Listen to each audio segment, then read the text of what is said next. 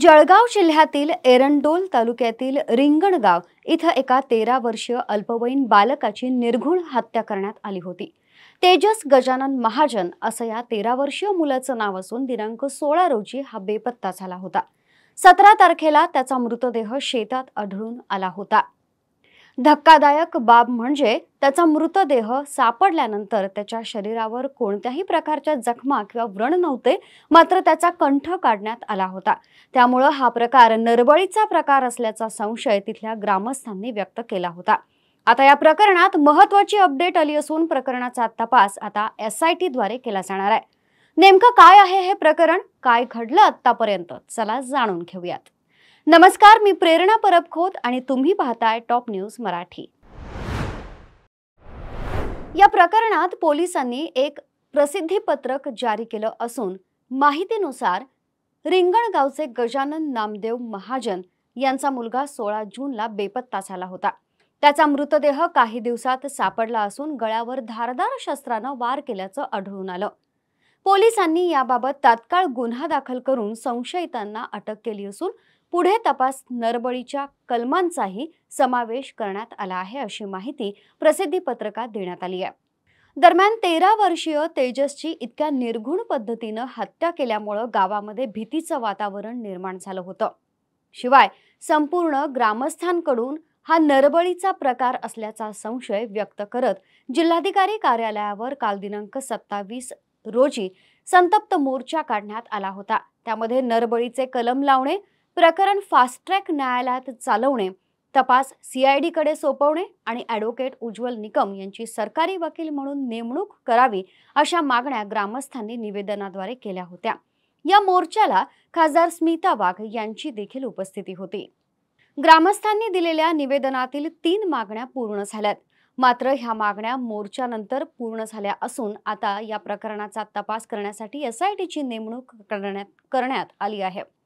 या पार्श्वभूमीवर पोलीस अधीक्षक महेश्वर रेड्डी यांनी दिलेल्या माहितीनुसार SITचं पथक नेमलं असून अधिकाऱ्यांचा देखील यामध्ये समावेश आहे। दिनांक 17 जून रोजी पोलिसांना तेजसचा मृतदेह आढळून आला आणि त्यानंतर पोलिसांनी तपासाची चक्र फिरवली आणि अधिक तपास केला असता परिसरातूनच हरदास वास्कले आणि सुरेश खरते हे दोघे संशयाच्या भोवऱ्यात आले। त्यांना पोलिसांनी ताब्यात घेतलं।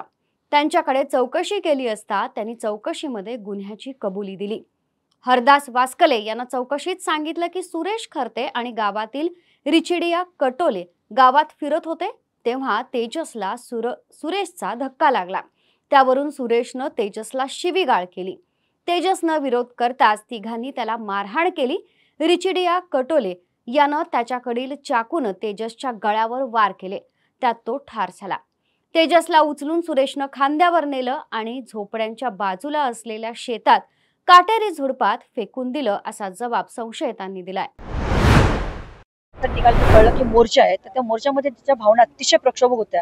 म्हातारपणीचा त्या माणसाचा आधार जो आहे, काठीचा आधार म्हातारपणाचा, तो आज हिरावून घेतलेला आहे। ही अतिशय दुःखद आणि मनाला पीळ देणारी घटना आहे।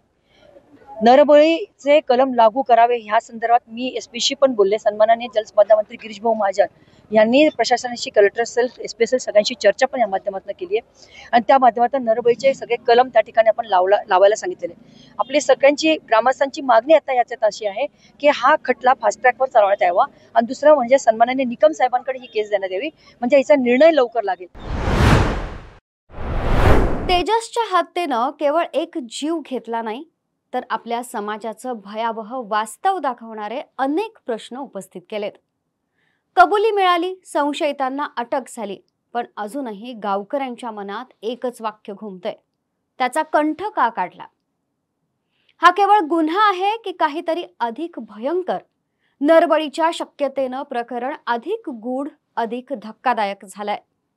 SIT कामाला लागलीय। 3 प्रमुख मागण्या मान्य झाल्या आहेत। या प्रकरणात न्याय मिळेल का, की हळूहळू या घटनेप्रमाणेच या प्रकरणाचाही कंठ आवळला जाईल, हे आता येणारा काळच ठरवेल। तुर्तास इथंच थांबतोय। ताज्या घडामोडींसाठी पाहत रहा टॉप न्यूज मराठी। आपला महाराष्ट्र, आपली बातमी। घ्या परदेशात भरारी, तेही सर्वसामान्यांना परवडणारी। ₹1 भरा आणि थायलंड मध्ये फिरा.